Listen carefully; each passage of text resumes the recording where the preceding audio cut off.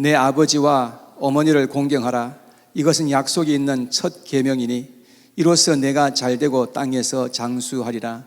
또 아비들아, 너희 자녀를 노엽게 하지 말고 오직 주의 교훈과 훈계로 양육하라. 아멘. 자, 기도하시겠습니다. 좋으신 하나님, 우리가 아직도 죄인되었을 때에 주님께서 우리의 죄를 십자가에서 대신 짊어지시고 죄값을 치르기 위해서 돌아가심으로 우리에게 사랑을 증거해 주신 주여, 감격하고 기쁘고 감사해서 주님 앞에 나왔습니다. 신령과 진정으로 예배하게 하시고, 특별히 오늘은 어머니 주일을 맞이해서 부족한 선교사가 말씀을 증언하기를 원합니다.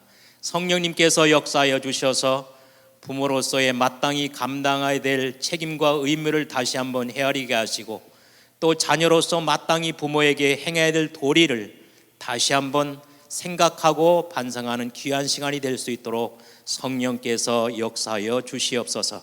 감사하며 예수님의 이름으로 기도하옵나이다. 아멘. 자, 오늘은 어머니 주일입니다. 한국에서는 어버이 주일이죠. 여러 부모님들 진심으로 위로하고 격려하고 싶습니다. 우리 어버이 주일날 부르는 노래의 가사말처럼 나실 때 괴로움 다 잊으시고, 또 기르실 때 진자리 마른 자리 갈아 넣으시고 손발이 다 닳도록 고생하셨다고 그러잖아요. 특히 미국에 이민 오셔서 모든 고생을 다 감내하시면서 자녀들의 성공을 위해서, 또 자녀들의 교육을 위해서 모든 것을 바치신, 희생하신 부모님들, 이곳에 계신 부모님들, 또 출타 중에 계신 부모님들에게 더 큰 공경과 그리고 감사가 주어지기를 소망합니다. 자, 부모님들에게 자녀들이 공경하는 것, 부모에게 공경하는 것, 부모의 말씀에 순종하는 것은 인간의 근본적인 도리지요. 또 성경의 가르침이기도 합니다. 그런데 현실을 보면 꼭 그렇지 않은 것 같아요. 어떻게 보면 망나니 같은 자녀들도 꽤 많고, 또 부모로서 마땅히 감당해야 될 책임과 의무를 제대로 잘 모르시는 그런 분도 계시는 것 같습니다. 여하튼 간에 오늘은 부모와 자녀의 관계, 자녀와 부모의 관계에 관해서 성경은 어떻게 우리에게 말하고 있는지를 제가 증거하기를 원합니다. 자, 오늘 본문 말씀에 보니까 자녀들아 이렇게 나오고, 4절에 보니까 아비들아 나옵니다. 성경은 순서 하나에도 귀중한 의미가 있죠. 그러니까 부모와 자녀의 관계에 있어서 자녀들아, 자녀들이 부모에게 어떻게 순종하고 존경해야 되는가에 대해서 먼저 설명을 하고 있습니다. 우리가 이치적으로 봐도 자녀가 이 세상에 존재하는 것은 어머니 아버지가 계시기 때문에 존재하는 거잖아요. 만약에 어머니 아버지가 안 계시다면 어떻게 자녀된 우리가 이 땅에 있을 수가 있겠습니까? 그런 의미에서 자녀가 부모에 대해서 해야 될 도리를 먼저 성경은 이야기하는 것이 이치적으로 옳다고 믿습니다. 그 다음에는 일방적으로 자녀들은 부모에 대해서 감사하고 공경하고 순종만 해야 되는가? 아니다. 아비들아, 자, 부모로서 자녀를 위해서 무엇을 해야 될 것인가에 대해서 성경은 말하고 있습니다. 그러니까 성경은 부모와 자식과의 관계에 있어서 균형 있게, 조화되게 그렇게 우리에게 말씀하고 있다는 것이죠. 제일 첫 번째 보니까 1절에 자녀들아 주 안에서 너의 부모에게 순종하라, 이것이 옳으니라. 자녀들아 주 안에서 너희 부모에게 순종하라. 주 안에서 순종하라고 그러고 있거든요. 자, 주 안에서 부모에게 순종한다는 말의 의미가 뭘까? 주 안에서란 말의 의미가 뭘까를 우리가 한번 생각해 봐야 됩니다. 주 안에서, 우리가 예수를 진실로 믿는 사람은 하나님 안에 있는 사람입니다. 예수 그리스도 안에 있는 사람들입니다. 그러나 예수를 믿지 않는 사람들은, 불신자는 하나님 밖에 있는 사람들이죠. 예수 그리스도 밖에 있는 사람들이죠. 그러니까 예수를 진실로 믿고 구원받은 사람들은 이미 하나님의 놀라우신 은혜와 사랑을 받은 사람들입니다. 그리고 예수 믿고 하나님의 자녀가 되어졌죠. 하나님의 자녀로서 주 안에서 부모에게 순종하라는 말은 예수를 믿고 하나님의 자녀가 된 우리들은 하나님 밖에 있는, 예수 그리스도 밖에 있는 불신자보다도 더 진심으로 하나님을 공경하고 부모님을 공경하고 부모님의 말씀에 순종해야 된다는 의미입니다. 간단히 말하면 예수 믿는 자녀들은 예수 믿지 않는 다른 자녀들보다 더 진실되게, 더 진심으로 부모에게 순종하고 부모를 공경하고 부모에게 효도해야 된다는 뜻이에요. 그런데 이 세상에 보면 예수를 안 믿어도 사람 됨됨이가 된 사람들은 자기 부모에게 효도하고 기쁘게 해드리고 즐겁게 해드립니다. 그런데 만약에 예수 믿는 자녀가 예수 믿지 않는 일반 자녀들보다도 부모 말씀을 더 안 듣고 순종도 안 하고 공경도 못하고 효도도 못한다면 그것은 하나님의 영광을 가리는 일이죠. 왜냐하면 부모에게 순종하는 것이, 부모를 공경하는 것이 바로 하나님을 공경하는 것이고 하나님께 순종하는 것이다라고 성경은 말하기 때문에 그렇습니다. 성경은 하나님과 인간의 관계를 세 가지로 말합니다. 첫째는 왕과 백성의 관계, 둘째는 남편과 아내의 관계, 세 번째는 아버지와 아들, 아버지와 자녀의 관계로 설명을 합니다. 그래서 고린도후서 6장 18절에 보면 내가 너희를 영접하여 너희에게 아버지가 되고 너희는 내게 자녀가 되리라 전능하신 주의 말씀이니라. 자, 그러므로 부모와 자녀의 관계는 곧 하나님과 하나님을 믿음으로 하나님의 자녀가 된 사람들과의 관계를 가리키는 것이라고 성경은 우리에게 반복적으로 설명해 주고 있습니다. 그래서 골로새서 3장 20절에 보면 자녀들아 모든 일에 부모에게 순종하라 이는 주 안에서 기쁘게 하는 것이니라. 부모에게 순종하는데 누가 기뻐하세요? 하나님이 기뻐하신다라고 성경은 그렇게 말하죠. 자, 그런데 여기에서 우리가 한복 가족 관계의 믿음을 생각해 볼 필요가 있습니다. 자, 부모님이 예수를 잘 믿으시고 자녀들이 신앙생활을 잘 하고 있다면 이거보다 더 귀한 하나님의 은혜와 축복은 없겠지요. 그런데 부모와 자녀, 남편과 아내의 관계에 있어서 어느 한편이 믿지 않거나 아니면 이름만 신자로 살아가고 있다면 아마 가족 간에 있어서 많은 갈등과 걱정이 있을 것입니다. 그렇지만 중요한 것은 믿지 않는 부모나 믿지 않는 자녀나 믿지 않는 남편이나 믿지 않는 아내나 모두에게 똑같이 동일하게 복음이 필요하다는 사실입니다. 즉 모두가 아담의 후손으로서 죄인으로 태어났기 때문에 구원받아야 될 존재라는 뜻이죠. 자, 우리 주님 되신 예수께서는 우리 죄인들의 모든 죄를 다 짊어지시고 십자가 위에서 우리의 죄값을 치르기 위해서 대신 피 흘려 돌아가셨습니다. 그렇다면 부모님이 훌륭하고 인격적으로 훌륭하다고 해서 공경하고 순종해야 하나요? 아니면 부모님의 태도나 부모님의 언행이나 부모님의 인격이 올바르지 못해서 부모에게 불순종하는 건가요? 아니면 불순종해도 되나요? 이 세상에는 완전한 부모가 없습니다. 이 세상에는 완전한 자녀도 없어요. 그렇기 때문에 우리 믿는 사람들이 부모가 설사 좀 부족하더라도 더 순종하라고 성경은 우리에게 가르쳐주고 있습니다.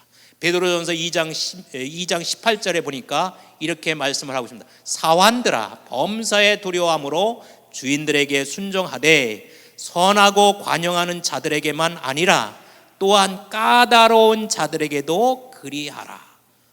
자, 사환과 주인, 종과 주인의 관계에 있어서 주인이 까다롭다 하도록 세상적인 말로 고약한 성격이나 성품을 가지고 있다 하더라도 순종하라.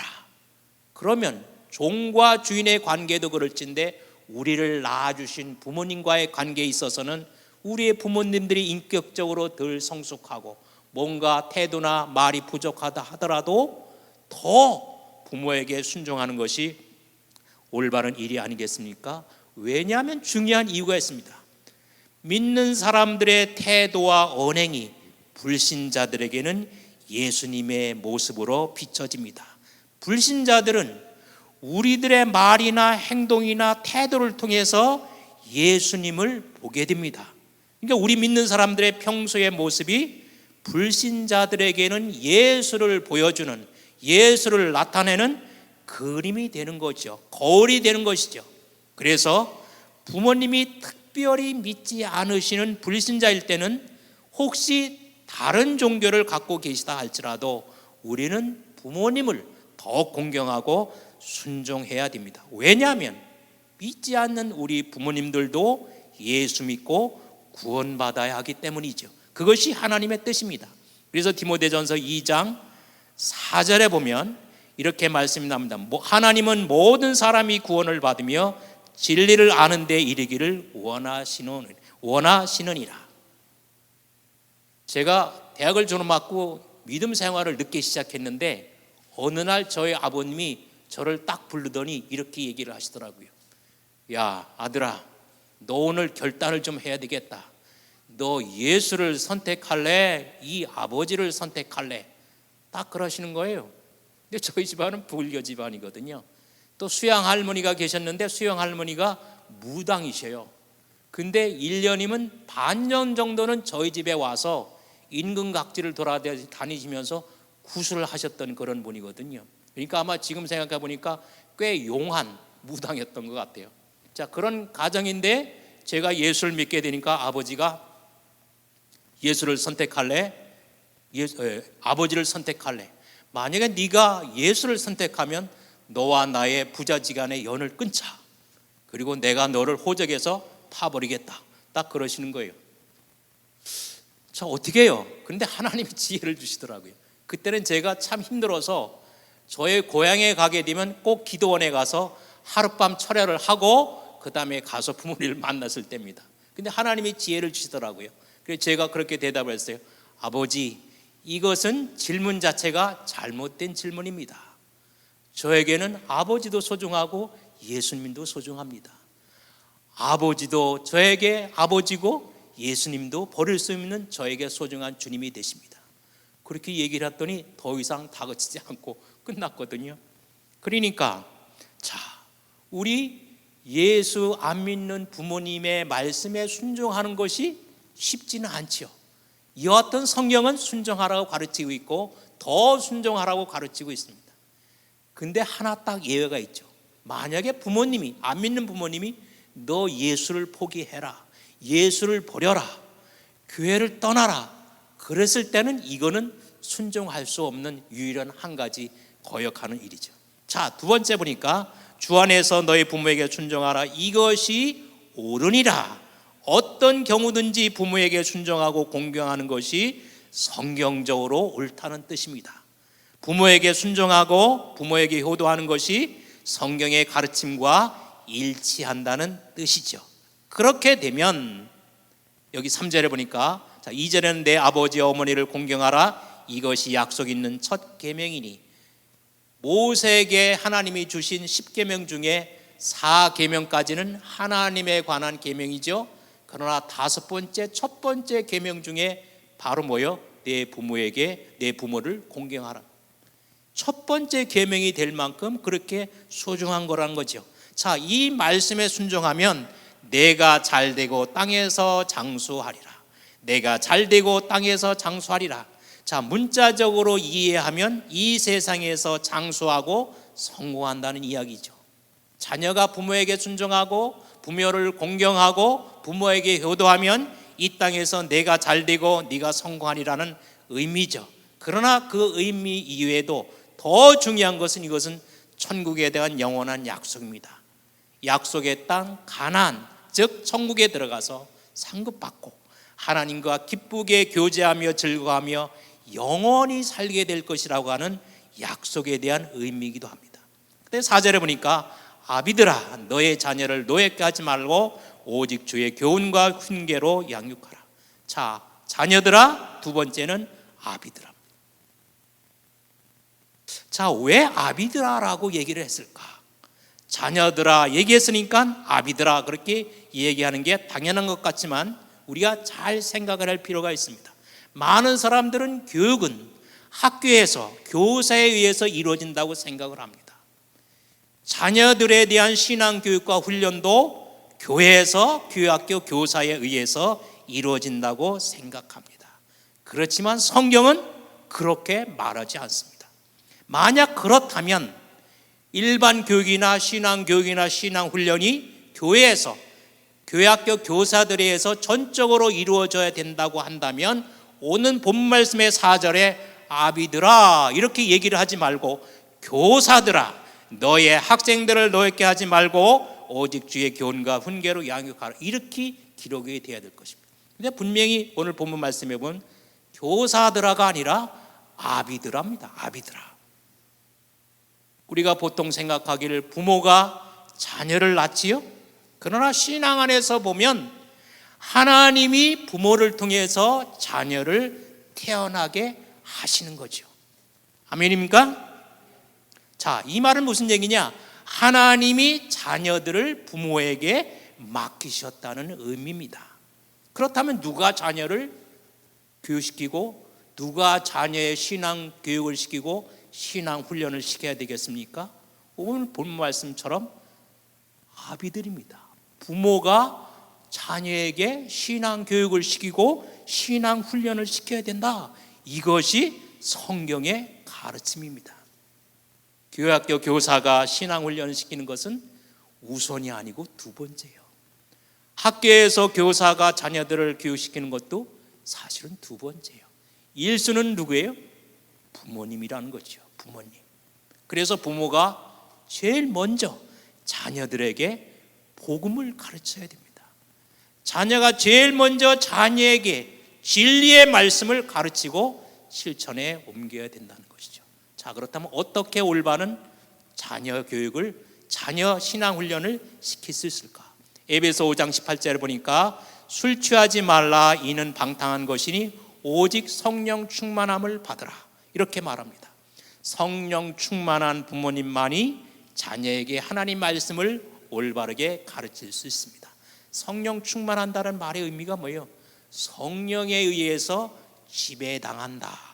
성령에 의해서 인도함 받는다는 거잖아요. 성령 충만이라는 말을 다른 말로 바꾸면 말씀 충만입니다. 말씀 충만한 부모님이 자녀에게 말씀을 가르칠 수 있는 것이죠. 복음을 가르칠 수 있는 것이죠. 이를 위해서 부모님들이 먼저 열심히 진리의 말씀인 복음을 배워야 합니다. 그래서 거듭남을 경험하고 의롭담을 받고 성화의 삶을 점점 살아가야 되는 것이죠. 말씀 충만한 부모님, 성령 충만한 부모님만이 자녀들에게 진리의 말씀, 복음을 가르칠 수 있는 것이죠. 이것이 바로 부모의 자녀에 대한 책임과 의무라는 것입니다. 제가 미국에 온 지가 이제 한 달 조금 넘었거든요. 근데 사실 선교지에서 선교지를 비우고 한 50일을 미국에 온다는 것이 쉬운 일이 아닙니다. 시간 내는 것도 그렇고 인도에서 미국 여기 뭐예요? 보셔시티인가요? 보셔시티까지 온 시간도 많고 이게 보통 일이 아닌데 특별히 기도하면서 시간을 내고 경비를 마련해서 왔어요. 왜 왔나? 관광차 왔나? 놀러 왔나? 쉬러 왔나? 아니에요. 저희 부부에게는 딱 한 가지 목적밖에 없었습니다. 딸에게 복음을 가르치는 일이에요. 저희 사위가 여기 보셔시티 베이스에 채플린으로 사역을 하고 있거든요. 그러니까 제 딸아이가 목사 사모예요. 근데 부모 입장에서 보면 목사 사모가 됐으니까 얼마나 신앙이 좋은 목사한테 시집가서 목사 사모 노릇을 할까 그렇게 생각하지만 부모 입장에서 보면 꼭 어린애같이 보여요. 제가 정말 얼마나 복음을 깨닫고 얼마나 복음을 깊이 알고 복음에 사로잡혀서 목회를 하고 하나님의 일을 감당하려고 할까. 보면 어린애 같아요. 그래서 제가 선교지에 일주일에 2번씩 30분짜리 제목은 딸에게 복음을 이라는 제목을 가지고 일주일에 30분짜리 2편의 비디오를 찍어가지고 만들어서 딸에게 보내면 딸이 그것을 잔해서 듣고 보고 했어요. 근데 시간이 지나니까 그것도 또 나사가 풀려가지고 느슨해서 안 하는 것 같더라고.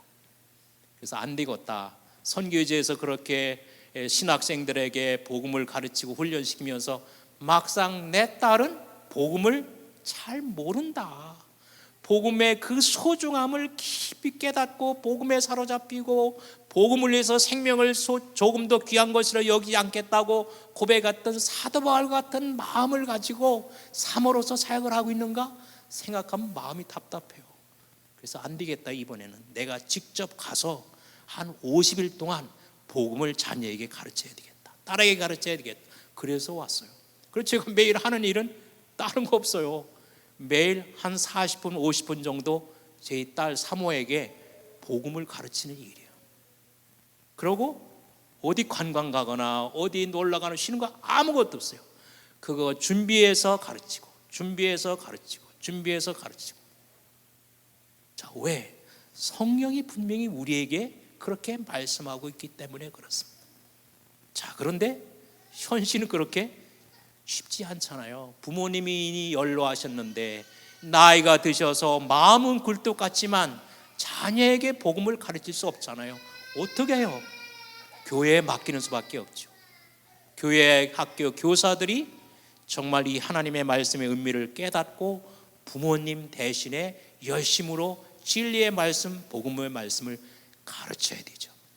자, 마지막으로 여기 보니까 아비들아 너의 자녀를 노엽게 하지 말라. 그러면서 오직 주의 교훈과 훈계로 양육하라. 자, 이게 무슨 얘기일까? 부모가 자녀를 교육시키고 훈련시킬 때 감정적으로 대하지 말라. 폭력적으로 비인격적으로 자녀를 다루지 말라. 그렇게 되면 자녀들의 감정이 상하고 마음의 상처를 받아서 설사 부모님이 올바른 말씀을 전해주고 가르쳐도 들으려 하지 않기 때문이라는 거예요. 결국 부모님 말씀에 가르침에 순종하지도 않고 실천하지도 않게 되는 거죠. 그래서 부모님들은 자녀를 위해서 기도하며 반복적으로 복음을 계속 자녀들에게 가르쳐야 됩니다. 진리의 말씀을 자녀들에게 계속 가르치며 훈련시켜야 된다고 성경은 말하고 있죠. 신명기 그래서 6장 6절 7절에 보니까 오늘 내가 내게 명하는 이 말씀을 너는 마음에 새기고 내 자녀에게 부지런히 가르치며 집에 앉았을 때든지 길을 갈 때든지 누워있을 때든지 일어날 때든지 이 말씀을 강론할 것이며 이렇게 말을 합니다. 자, 이런 훈련과 가르침 과정 가운데서 자녀가 하나님 앞에 죄를 짓거나 말씀을 어겼을 때 하나님의 말씀에 비추어서 충고하고 징계하라고 얘기를 합니다. 히브리서 12장 7절 8절에 보니까 어찌 아버지가 징계하지 않은 아들이 있으리요 징계는 다 받는 것이거늘 너에게 없으면 사생자요 친아들이 아니니라. 사랑하는 성도 여러분, 자식이 부모에게 호도하는 것, 인간적으로 부모님을 기쁘게 해드리고 즐겁게 해드리고 편안하게 해드리는 것 꼭 해야 될 일입니다. 기본적인 인간의 본분이죠. 동시에 부모는 자식에게 하나님의 말씀으로 올바르게 교육시키고 훈련시키는 것 부모들이 감당해야 될 의무이자 책임입니다. 자, 이런 가운데서 가장 중요한 것은 부모님의 구원 문제, 자녀들의 구원 문제입니다. 자녀들은 부모가 예수를 믿지 않는 경우, 특별히 예수를 믿지 않는 경우 구원받을 수 있도록 먼저 중보기도해야 됩니다.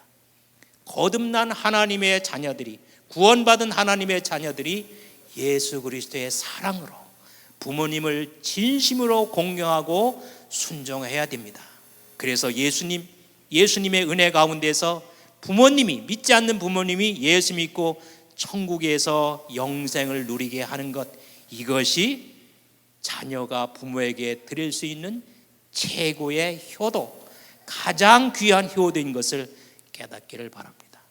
저는 2살 때 양자를 가서 부모님이 4분이셔요. 양부모하고 친부모. 근데 친부모는 참 저희 아버님이라 뭐라고 얘기하면, 제가 60이 된 목사 아들이 가서 뵈면 대뜸 하는 소리가 야 이 새끼야 네가 장남이야? 이렇게 거친 말을 하셔요. 제 앞에서 목사 아들, 그것도 나이가 60이 넘은 목사 아들 앞에서 목사 흉을 보고 교회를 비난하고, 심지어는 야 그 애들 코 묻은 돈을 받아가지고 그걸 먹고 사냐? 이렇게까지 목사를 험담하시는 그런 분이에요. 제가 선교제에서 어느 날 슬픈 소식을 들었습니다. 아버지가 위독해서 이제 곧 세상을 떠날 것 같다. 근데 그제까지 한 번도 예수를 믿겠다든가 예수를 영접하는 기도를 했다든가 그런 적이 한 번도 없으신 분이에요. 그래서 제가 너무 다급해서 급히 5분짜리 복음을 전하는 비디오를 만들어서 매양하게 연락을 했어요. 빨리 이거 가서 아버지에게 들려주세요. 의식은 있을 테니까. 그런데 들려주는데 그 간호사가 와가지고 아니 이 중환자실에 와서 무슨 소리를 이렇게 늘어놓냐고 난리를 쳐가지고 절반을 들려줬는데 결국 그것을 못 들려줬어요. 그래, 매형이 예수를 믿고 구원의 확신이 있는 사람 같으면 어떻게 있는지 해서 5분짜리 복음을 들려줬을 텐데 그분도 안 믿는 분이거든요. 간호사가 난리치니까 그냥 나와버렸어요. 자, 제가 그 얘기를 듣고 나서 우리 아버지 천국 가신 거야 지옥 가신 거야, 영원한 고통 가운데서 지옥에서 사실 거야, 행복하고 주님 앞에 나가서 교제하면서 기쁨으로 사실 거야, 그거에 대한 확신이 없어서 벽을 잡고 대성통곡을 했습니다. 여러분, 부모로서 진리의 말씀, 복음을 자녀에게 가르치고 양육해서 구원의 길로 인도해야 됩니다. 또 부모로서 자녀에게 복음을 가르치고 양육하고 훈련시켜서 정말로 하나님 나라 위해서 쓰임받을 수 있는 십자가 군명으로 훈련시키는 것이 자녀에게 줄 수 있는 최고의 유산입니다. 우리는 부모로서 자식에게 유산을 뭘 얼마나 나눠줄까를 고민하셔요. 뭐 땅을 누구에게 줄까, 건물은 누구한테 줄까, 뭐 돈은 누구한테 줄까. 그러나 부모로서 자식에게 물려줄 수 있는 최고의 유산, 가장 귀한 유산, 가장 값진 유산은 바로 뭐냐? 신앙의 유산. 복음을 가르쳐서 자녀가 예수 믿고 구원받고 거듭나고 의롭다함을 받고, 그래서 하나님 나라 위해서 십자가 용사로 쓰임받게 하는 것, 이것이 부모가 자식에게 누려줄 수 있는 최고의 유산인 것을 깨닫기를 바랍니다. 마지막 하나, 고린도서 4장 15절에 보면 그리스도 안에서 일만 스승이시되 아버지는 많지 아니하니 내가 복음으로 너희를 낳았음이라. 내가 그리스도 예수 안에서 복음으로 너희를 낳았다. 사도 바울이 고린도 성도를 향해서 하시는 말입니다. 우리의 육적인 부모가 있죠. 낳아주신. 또 영적인 부모가 있어요. 영적인 부모가 누구예요? 복음을 설교해주는 목사님, 복음을 가르쳐주고 복음으로 훈련시켜줘서 우리가 거듭나게 함으로 하나님의 자녀가 되고 천국 백성이 되게 인도해 주신 그분, 훈련시켜 주신 그분, 상담해 주신 그분이 누구예요? 목사님이죠. 목사님이 뭐예요? 영적 부모예요. 영적 부모. 영적 부모에게도 부모님에게처럼 부모님 이상으로 순종하고 공경하는 것이 성경의 가르침입니다. 믿으시고 주 안에서 실천하시기를 소원합니다. 기도하시겠습니다. 사랑의 주님, 감사합니다. 우리에게 부모님이 계셔서 이 세상에 존재하게 하시고 이제는 자녀로서 부모가 되고 또 부모를 바라보는 자녀로서 이 세상을 살아갑니다. 하나님께서 우리에게 가르쳐 주신 부모와 자녀의 관계에 있어서 마땅히 해야 될 도리와 마땅히 감당할 책임과 의미를 잘 감당하게 해주셔서 저희들 가정이 천국과 같은 가정이 되게 하시고 기쁨과 감사와 그리고 영광이 넘치는, 영광을 돌리는 복된 가정, 아름다운 가정이 될 수 있도록 축복하여 주시옵소서. 감사하며 예수님의 이름으로 기도하옵나이다. 아멘.